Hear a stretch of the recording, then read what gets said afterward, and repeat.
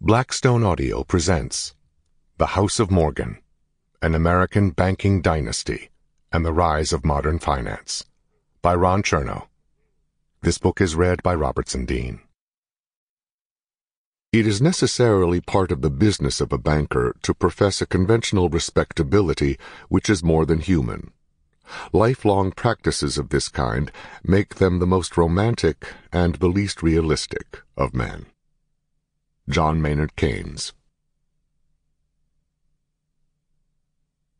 Forward. The House of Morgan, 20th Anniversary Edition.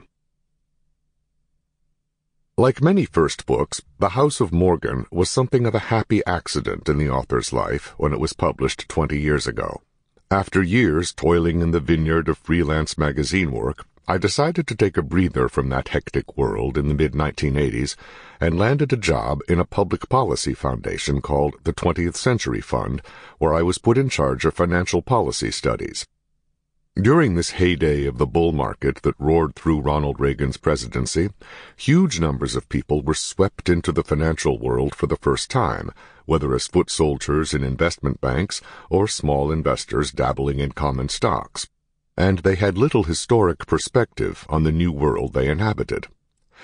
As I dipped into the rich literature of financial history, I was struck that the old Wall Street, elite, clubby, and dominated by small, mysterious partnerships, bore scant resemblance to the universe of faceless conglomerates springing up across the globe.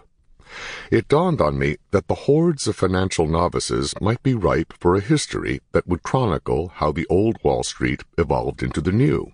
A straight history, I knew, would be a tedious task for readers and do small justice to the turbulent pageant of heroes and scoundrels I was unearthing. So I posed the question, was there a single family or firm whose saga could serve as a prism through which to view the panoramic saga of Anglo-American finance? There were relatively few dynasties in financial history, and hence few suitable candidates.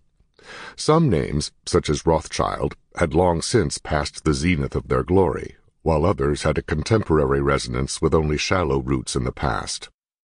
Only one firm, one family, one name rather gloriously spanned the entire century and a half that I wanted to cover: J.P. Morgan. To reconstruct the Morgan story, I realized, would be a daunting enterprise, for I would have to narrate the intricate stories of four interlocking firms: J.P. Morgan and Morgan Stanley in New York, Morgan Grenfell in London, and Morgan et Compagnie in Paris. As an old Sample complete. Ready to continue?